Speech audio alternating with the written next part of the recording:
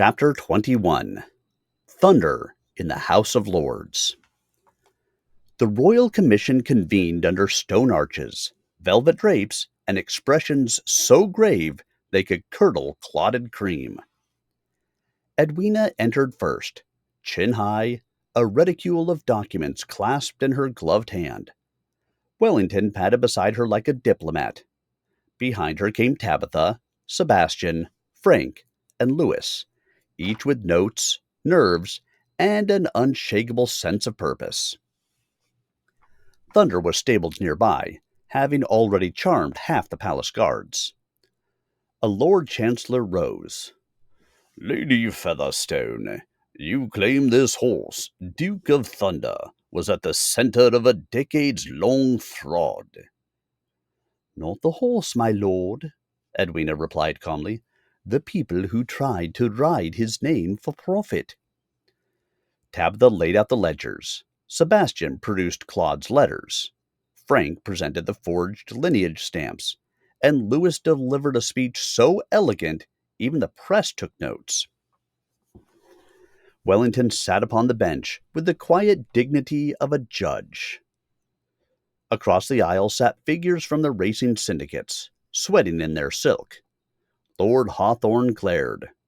Lady Plunkett refused to make eye contact. "You forged bloodlines," Edwina said, looking straight at them. "You silenced whistleblowers.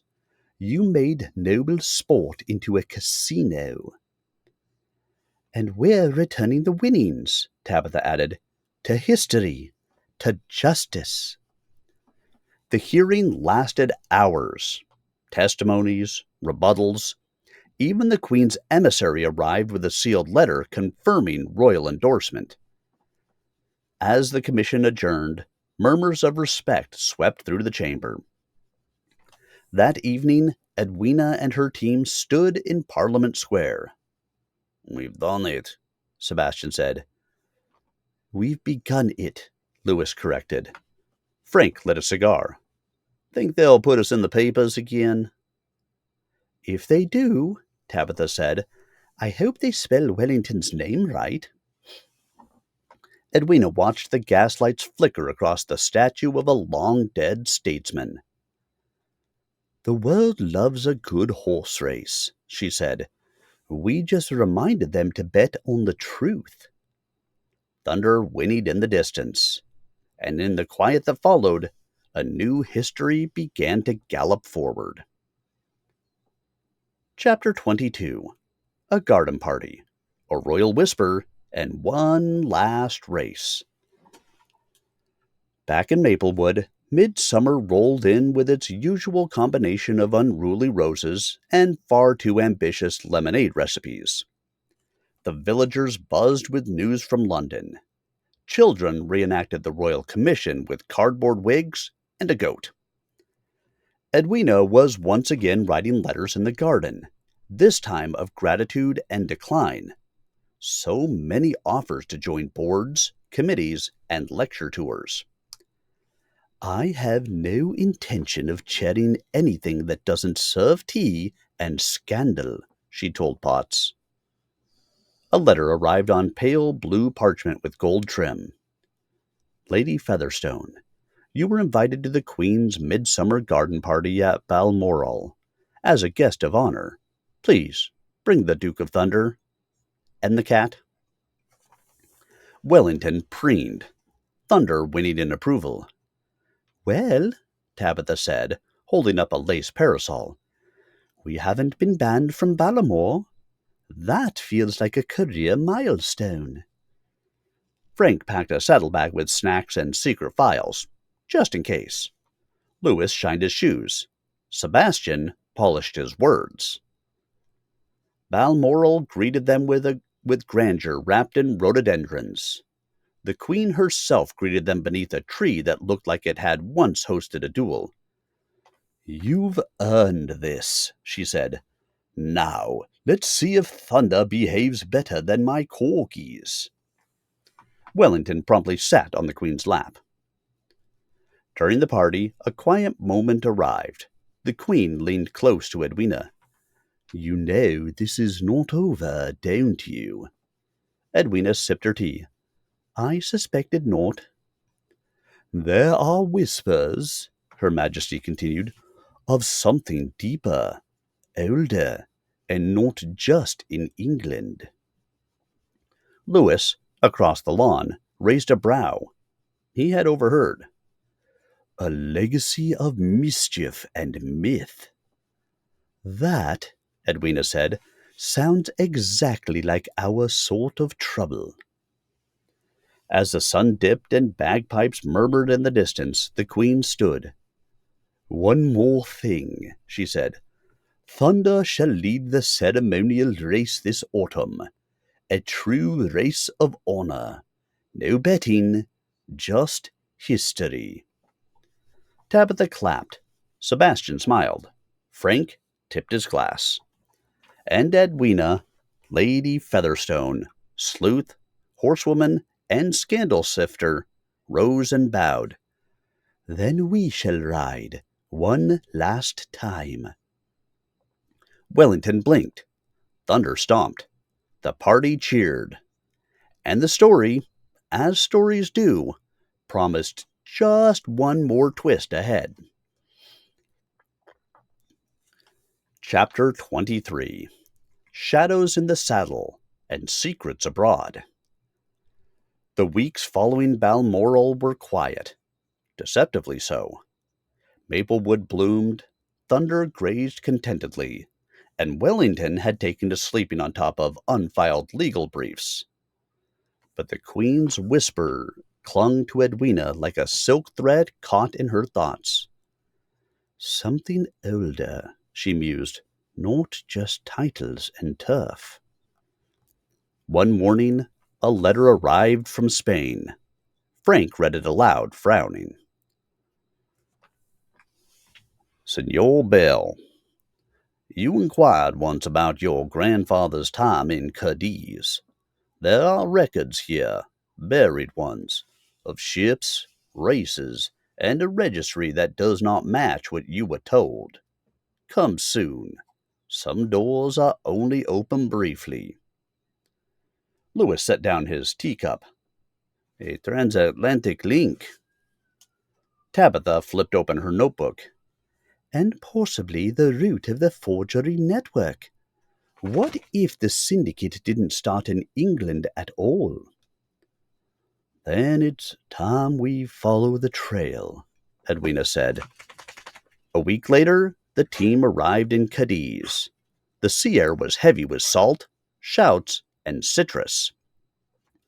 Their guide, a charming but evasive archivist named Rosario, led them to the old registry vault. The ledgers, she said, were supposed to be destroyed, but I kept them for curiosity. Inside, proof of horse registries, doctored, dating back to the 1770s. A seal from a privateer, and a name scrawled repeatedly. Belmonte. An alias, Sebastian murmured. Claude's grandfather. He came here under a different name. Frank tapped a symbol stamped beside the entries. That's not Spanish. That's Moorish. Tabitha studied it. Not just a forgery ring, a network spanning cultures. A hidden game in plain sight. Rosario handed them a small book. It's a ledger, but also a journal. Someone tried to stop it. They failed. Maybe you won't. That night, on the rooftop of their modest inn, Edwina stood under a full moon. This isn't the epilogue, she said. It's the prologue. Louis stepped beside her. Are we ready for another storm? Frank grinned. Let's see if Spain can handle thunder. In the stable below, thunder stirred. And far away, a courier galloped through Morocco, with a satchel marked by the same Moorish seal. The past had opened its gates, and the race had begun anew. Chapter 24. Letters, Labyrinths, and the Andalusian Code. Cadiz was no longer just scenic. It was a key. The journal Rosario had given them was densely written in 3 languages: English, Spanish, and Arabic. Between faded lines and coded symbols, the team uncovered tales of racing rings, noble alliances, and merchant bets that spanned oceans. "This wasn't just about horses," Tabitha said, turning a page. "It was about trade, smuggling, influence. The horses were cover." Frank leaned over the diary. "Belmonte was at the center of it, but he wasn't the only one. Look here, this Moorish symbol next to the name Al-Hazir. It appears again and again." Lewis traced the markings. "It's not a name, it's a place, or a passage." Sebastian scanned the adjoining map. "There's an old estate north of Jerez, deserted now. Used to be a breeding ground, or so the papers claim."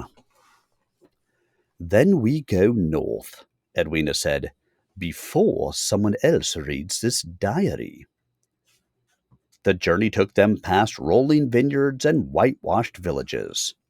Locals whispered of horses that vanished in the night, of noble houses that rose and fell without explanation, and of one estate surrounded by silence. La Cuadra de Sombra. Wellington refused a ride in the carriage, and instead perched indignantly on the back of Thunder, who bore it all with regal annoyance. At La Cuadra de Sombra, the gates creaked open as if reluctant.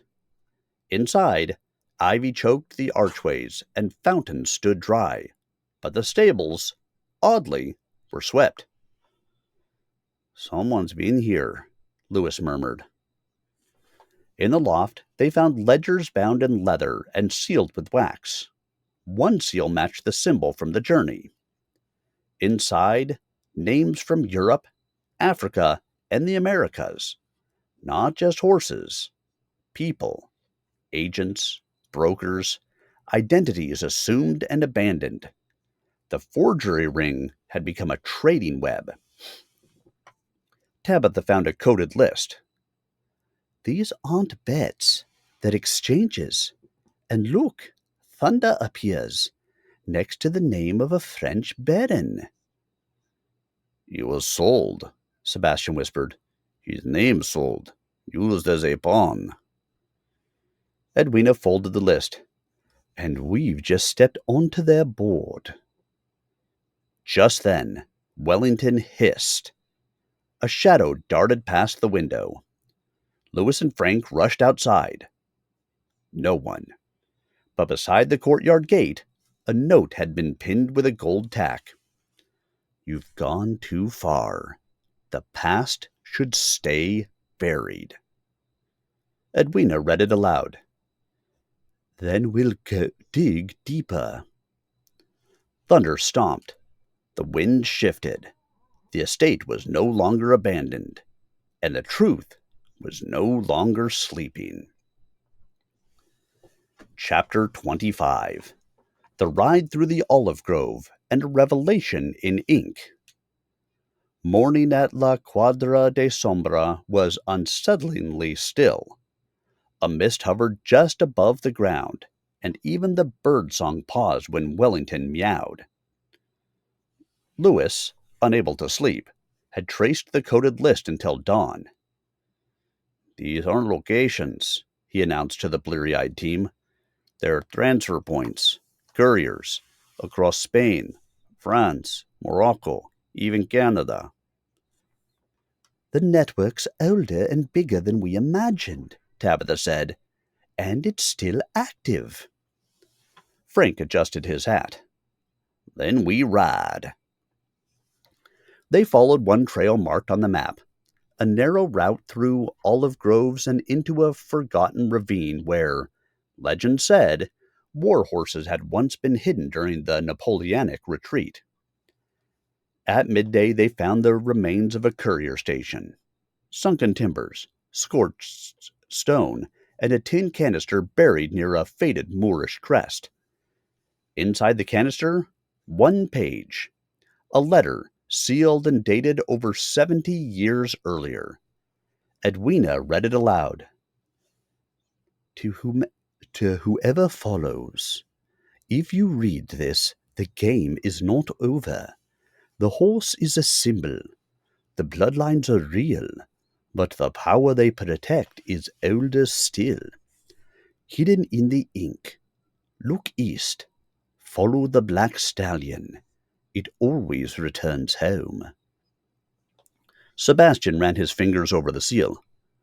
This wasn't just fraud, it was prophecy. They used racing as a front, but they were guarding something. A legacy, Lewis added. Or a weapon. Wellington batted at the compass. East it is, Frank said. Back at the estate, Rosario had sent a package, a translated copy of an even older ledger, once in the possession of a now extinct French order of noble jockeys. This is madness, Tabitha said, flipping through it. They weren't just breeding horses. They were safeguarding lines of descent, royal and otherwise, for leverage. Edwina looked at the symbol again, the black stallion on parchment. And thunder was the perfect cover. The pieces were converging. Identities, allegiances, blood, ink, and reins. Lewis folded the page into his jacket. Whatever this is, whoever it protects or exposes, is not finished. Edwina nodded. Then neither are we. In the twilight they rode on, past vineyards, through olive trees, and into a world that had never fully left the shadows. And far ahead, just at the edge of sight, a lone black horse stood watching them, waiting.